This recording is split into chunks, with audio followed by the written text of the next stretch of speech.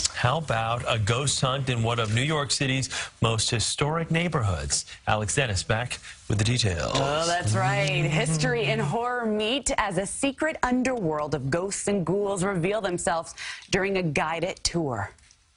Professor Mortimer from Haunted Manhattan Tours agreed to meet me in the middle of the day, yes, I'm a scaredy cat, to introduce me to Gotham's ghosts. But according to the professor, I'm not in the clear because New York City never sleeps, even in the afterlife.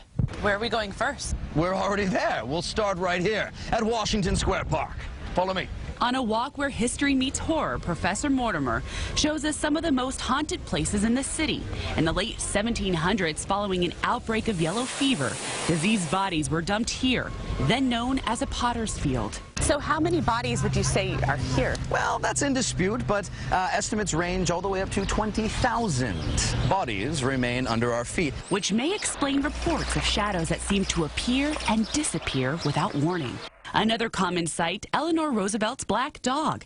She had an apartment here off of Washington Square Park North in the 1930s when FDR was in office. That's follow with FDR.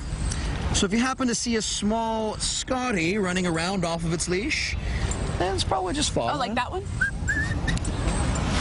Got you.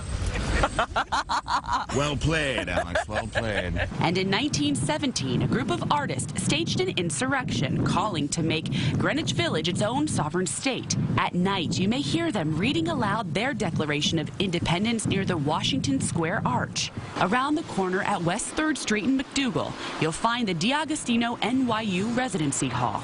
Back in the late 1700s, early 1800s, Aaron Burr kept his stables on the south side of this street. So there have been reports sometimes of students walking back to the building and seeing a horse-drawn carriage parked out front with a strange man, very tall, thin, almost gaunt-looking man. Poof, are gone. Follow the shadow to the Church of the Ascension.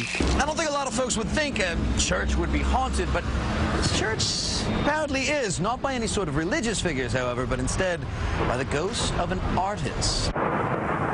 Legend has it this oversized painting, which hangs above the altar, fell at the exact moment of his death without any damage.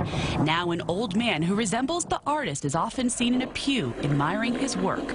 More stories await. Take a tour if you dare. So there's also tours in the East and West villages. They're $25 for adults, $20 for children. I'm scared. I'm glad you did that at the daytime, though. Come on. Nighttime, I know forget better. it. But I will say, I'm going to post a couple pictures on my Facebook page because I had a lot of orbs. You know how, like, in the pictures you can see? I don't know if I believe in all that. But I'm going to post it so that you can tell me what you think. Fascinating. Yeah. Hi. I thought I just saw the ghost of Captain Kangaroo over there. You may have. This place is haunted. Yeah. We know that. Yeah, well, you take right here. Yeah. Oh, well played, Alex. How are we doing out there today? Hey, it's the ghost of seasons past. A little bit of winter weather expected later today, so be careful. A lot of construction causing delays on the road, so we'll tell you what to avoid coming up. Time now, 5:57. Still ahead, the strike that could affect thousands of local students next